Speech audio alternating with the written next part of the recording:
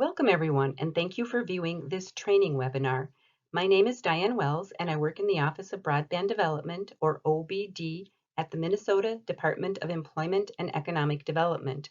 I will be providing information on the 2020 Border-to-Border Broadband Infrastructure Grant Program through these slides and in my comments. If you have any questions during the webinar, please make a note of them and then call us or email us using the information provided on the bottom of this slide. One of us on the OBD team will get back to you. Angie Dickinson is the other current member at the Office of Broadband Development. We hope to add a couple of additional team members before the grant application window closes, and we'll introduce them as we have the opportunity. We will be compiling the questions received from you and including them in a supplemental FAQ that we will post to our website. This slide provides a quick history of the Office of Broadband Development, which was created in law passed in 2013. Our charge is to encourage, foster, develop, and improve broadband within the state. Broadband is consistent with DEED's mission as it drives job creation, promotes innovation, and expands markets for Minnesota's businesses. Broadband is also necessary for optimal functioning of education, healthcare, public safety, businesses and industries, government relations, and the life of our residents. We are tasked with both policy and program responsibilities that lead toward helping the state achieve its broadband goals. The state of Minnesota has broadband speed goals in statute that will be referenced throughout this webinar. Those goals were updated during the 2016 legislative session and are that access to broadband connections of at least 25 megabits per second down and 3 megabits per second upload should be available to every household and business in the state by the year 2022, and at least one provider offering speeds of at least 100 megabits per second download and 20 megabits per second upload should be available by 2026. We work with all stakeholders to support broadband development and utilization across the state. Gathering data about the state of broadband is a big part of what we do, and we'll look at some of that data later in this webinar. We work closely with the governor's office and legislators to help inform and support the discussions that shape the state's broadband policies. And of course, some of the most visible work is our partnership with providers to help close the funding gap in places where traditional models haven't been enough. We also work with them when they run into barriers that are slowing or preventing deployment into unserved areas. And finally, we also work on the digital inclusion and equity side of the equation to help make sure all Minnesotans have access to a broadband connection along with the tools and skills to use it to best benefit their families. I include the last line in this slide to provide an opportunity to clarify that the Governor's Broadband Task Force is separate from the Office of Broadband Development. The task force is an appointed group of public and private representatives who explore broadband issues that impact Minnesota and make annual recommendations to the governor and legislature on important broadband policy issues. And now a little bit about what the broadband grant is and is not. The legislative focus of this grant is to provide state resources that help make the financial case for new and existing providers to invest in building infrastructure into unserved and underserved areas of the state. And infrastructure has been our program's primary focus. Our office intends to award grants to strong project applications that meet the legislative criteria and have robust community support. We have a total of $20 million to award for the most deserving grant applications this year. You will find many similarities in the 2020 application submittal and application review process to the process used in the first 5 grant rounds. The broadband grant application and instructions are available now on our website, as are eligibility maps, and the 2020 application window opened on July 23rd. We are encouraging everyone who has a need to consider applying and do the required pre-application reach out to providers in your proposed project area. Based on the number of applications we received in 2019 that we were unable to fund, the greater need for broadband created by the pandemic, and the uncertainty as to whether the grant program will be funded in 2021, We anticipate there will again be a higher level of interest than we have the ability to fund. This slide has a high list of the types of allowable infrastructure costs. I must stress that the Minnesota Grant Program is for infrastructure type costs and not for ongoing operational costs or to cover a subscriber's monthly broadband service fee. The program also does not reimburse costs incurred prior to the grant contract date. This slide includes a map showing the locations of the 140 projects that have been awarded in the previous 5 years of the grant program. The state has awarded funding of $108.2 million, matched by provider and partner funding of $146.5 million. Service has been or will be delivered to approximately 50,000 locations with these grant awards. Aside from the numbers, this map shows that strong partnerships for broadband investments are serving communities all across our state. This gives everyone a sense of our grant program's progress, from the communities being served to the legislators who helped support the program, to the governor's office who has taken a lead on the issue over the last several years. Now we will get into more specific information related to this year's grant program. Like last year, we have a $20 million appropriation from the legislature to fund the grants. Grants will be distributed in one competitive grant round. The law requires that the infrastructure paid for with grant funding must be scalable to 100 megabits per second symmetrical. The state grant can fund up to 50% of the eligible expenses.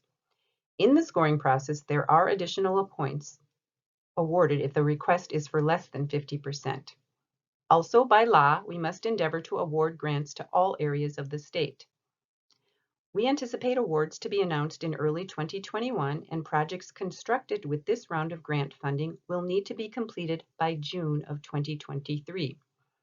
These timelines allow for construction over 2 construction seasons if necessary. This slide lists the types of entities eligible to apply and is the same as in prior years. The list comes straight from the law. The intent was not to exclude any entity that is well positioned and motivated to contribute to a broadband project. The one thing to keep in mind is that any new legal entities should be fully formed and legally viable before applying for this program.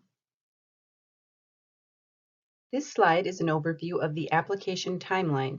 The application period for the Border-to-Border Broadband Grant Program opened on July 23, 2020. The applications are due by 4:00 p.m. on September 30, 2020, with thumb drives delivered to the Office of Broadband Development Office at Deed in St. Paul. This will be followed by the challenge process, which is required by statute. More on that in a couple more slides. The department will review all applications, with the grant review team reviewing each application to ensure that minimum criteria are met, and then the review team will score all qualifying applications based on the grant scoring criteria that we will review in a minute. At the end of the review and scoring process, Deed Commissioner Grove will decide on the final grant awards. Awarded grantees will then engage with our office to execute a formal grant contract, after which time eligible expenses can be claimed. On this timeline slide, I do want to highlight the pre-application notification process. If you file your application on the last day, September 30th, the pre-application notification to existing providers must be sent out by August 19th.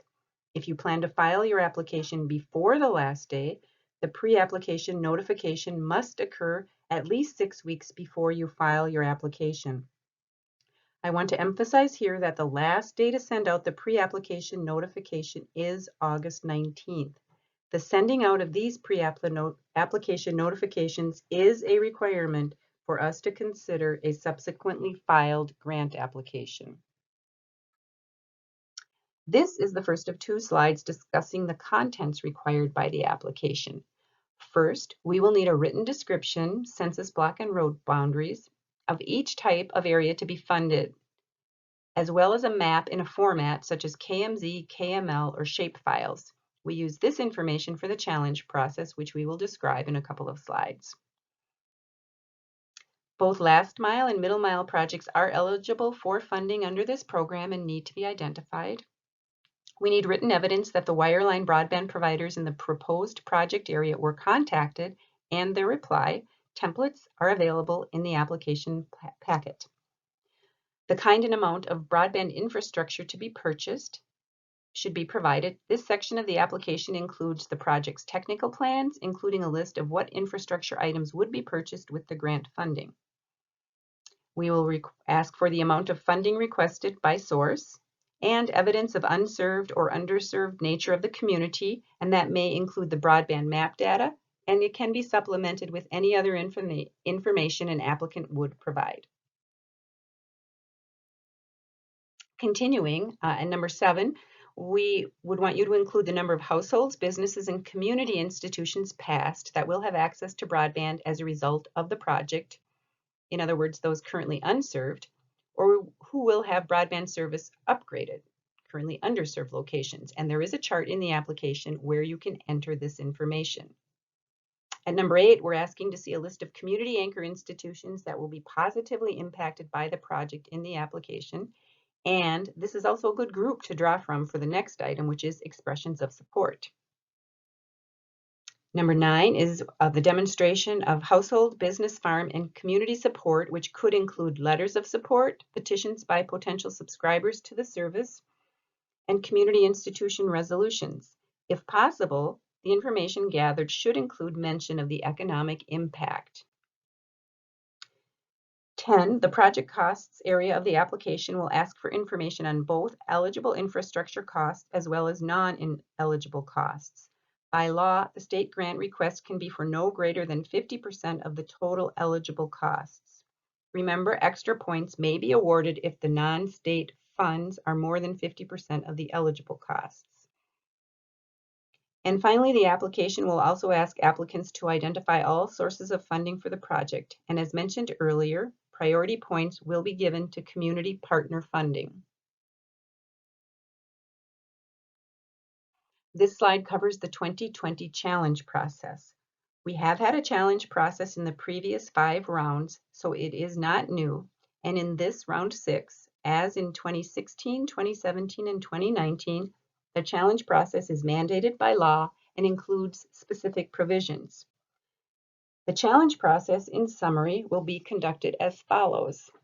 Upon the close of the application period on September 30th, and no later than end of day October 5th, the Office of Broadband Development will post to its website and announce that the posting has been made via an email blast, a list of all applicants that have filed for the grant program, the project name, the description, both written and map depiction, and the broadband speeds that will be offered for each proposed project.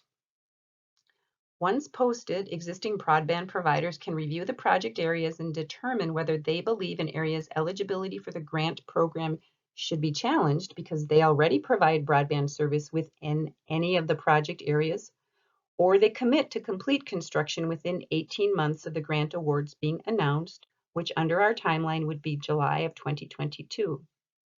Existing providers will have 30 days, which will be until November 4th, 2020 at 4 p.m. to file any challenges in writing with the Office of Broadband Development.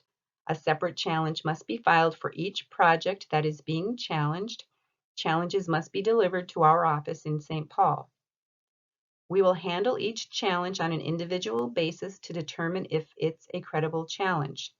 The requirement that a potential applicant reach out to existing broadband providers in their project area at least 6 weeks before submitting a grant application should assure good communications before the process even gets to this point.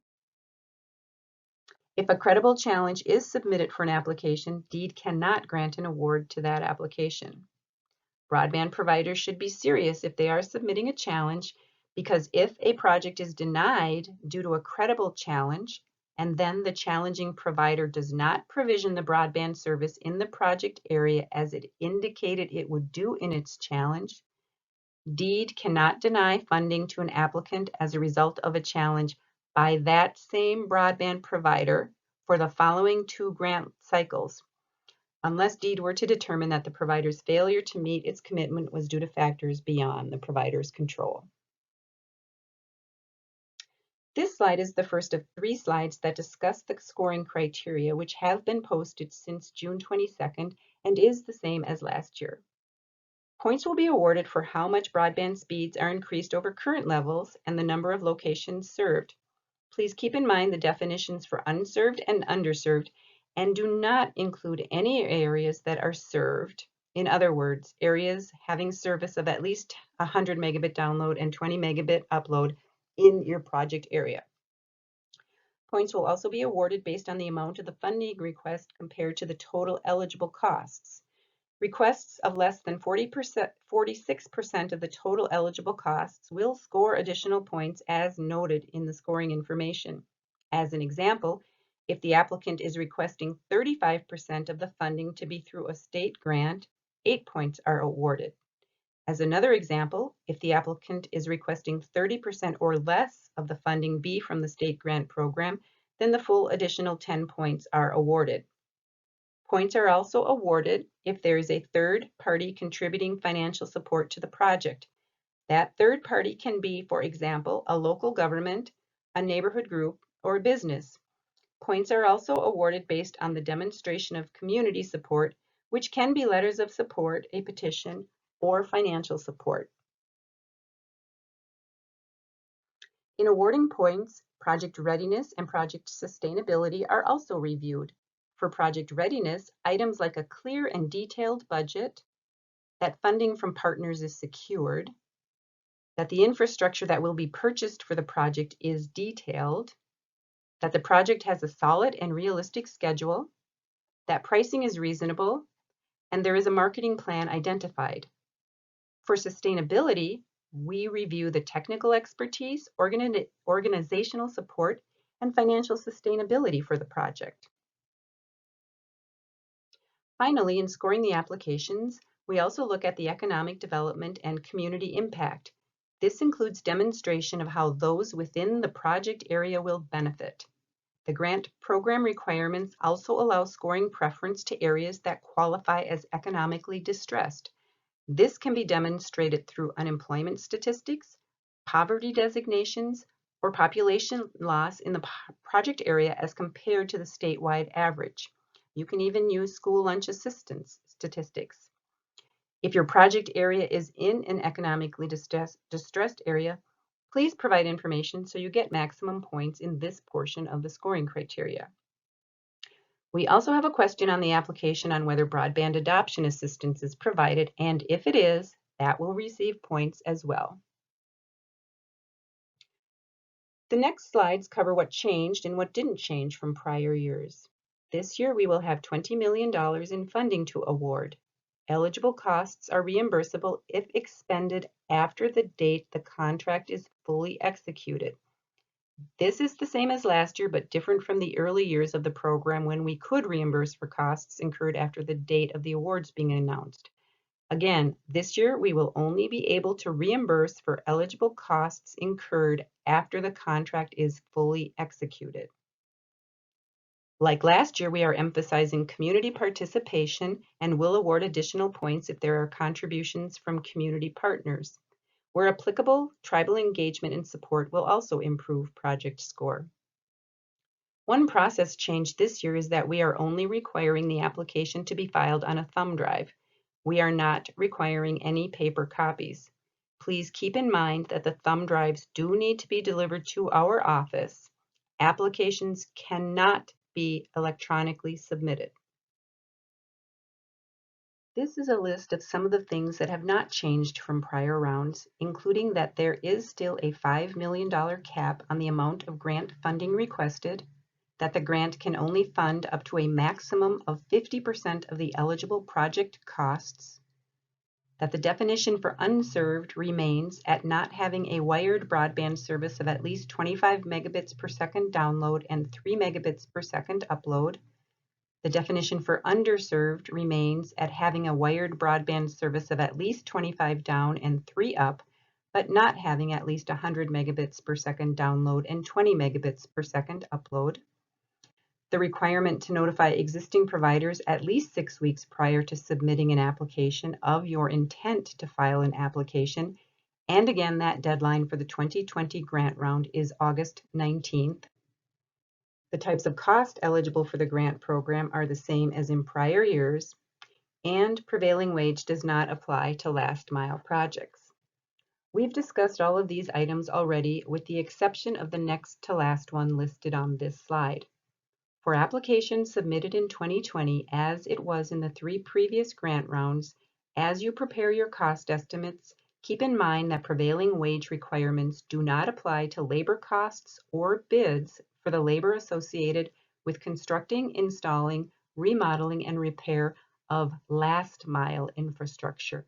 If your project is a middle mile build or includes components of both middle mile and last mile infrastructure, and your grant request is for $200,000 or more, you will still need to meet the prevailing wage requirements for the middle mile portion of your project. With that, we've covered a high-level overview of the grant program, plans, and our process. If you have questions, please make sure to submit them to our office.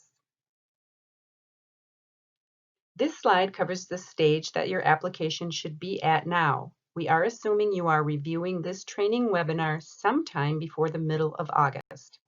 The baseline data used to verify eligibility for the grant program is the data collected from providers by our mapping vendor, Connected Nation. The interactive map on our website does show areas eligible under the existing speed goal definitions using the data collected earlier this year. County maps are also available in PDF form and may be more familiar to some of you than the interactive map.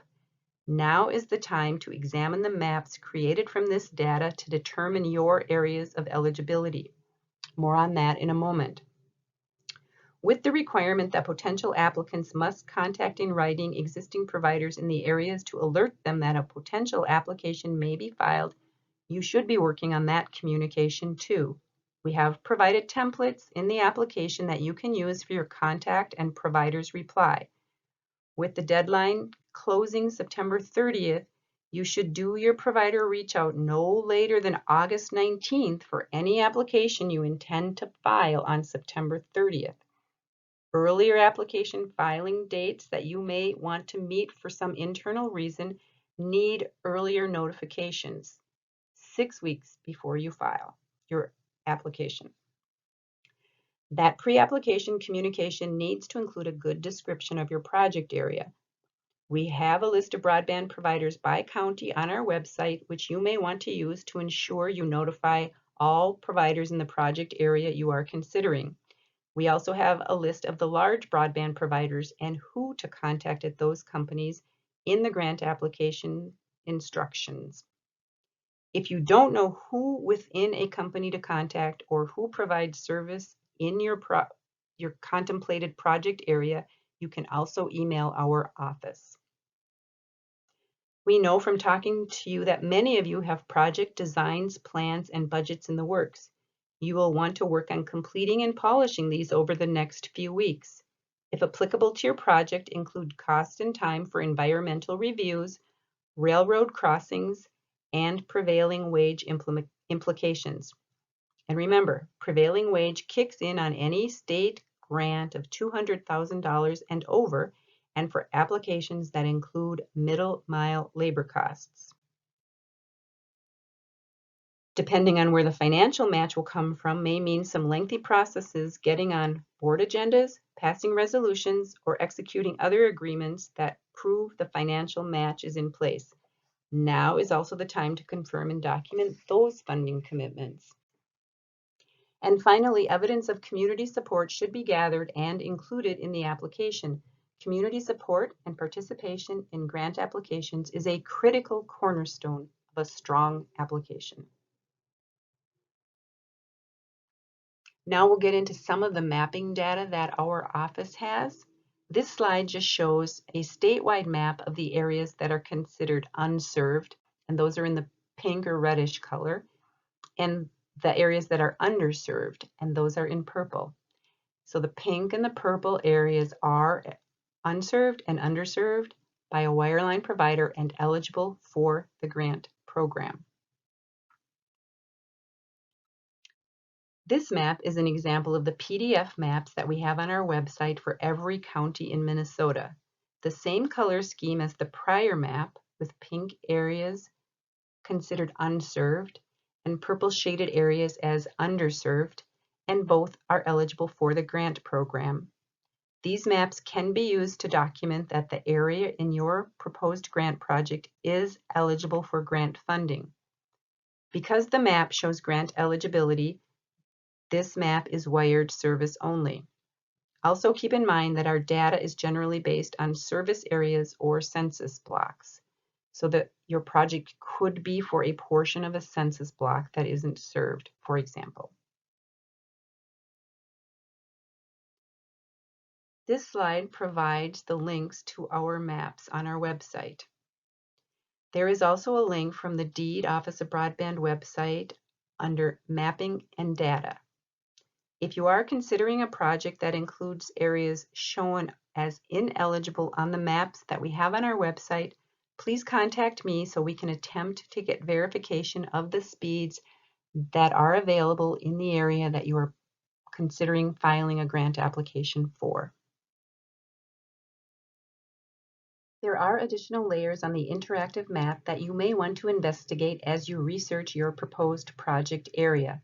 The map on this slide has layers turned on that show areas eligible for the FCC's Connect America Fund 2 for price cap carriers in the green and pink shading, and locations reported to the FCC as having received service with that funding in the first 4 years of that program show as blue dots on this map. While these areas may not have wired service of 25 down and 3 up and are eligible for the state grant program, if you do see a lot of blue dots in your proposed project area, you will know that there is some service available that may affect the take rate for your proposed project.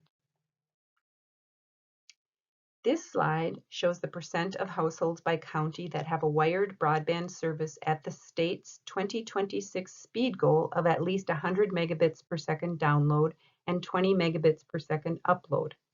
Counties in yellow have less than half of their households with service at this speed and would have lots of areas eligible for the grant program. Counties in dark blue have over 90% of their households with service at the 2026 goal and therefore less locations eligible as unserved.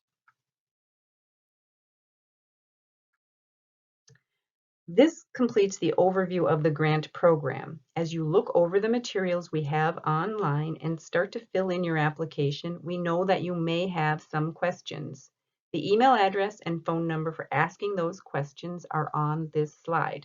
To email questions, please send to deed.broadband@state.mn.us, and to call and ask questions, please use the number 651-259-7610. We would like to thank you for watching this webinar. While we prefer questions be directed to the Office of Broadband Development's general email box or phone number, if you need to reach out directly to either Angie or myself, our contact information is provided on this slide, as is the website where the grant application material, fact sheet, challenge process, and FAQs can be found. We look forward to another robust round of applications and thank you for your interest in this program and your interest in improving broadband service across Minnesota. Thank you.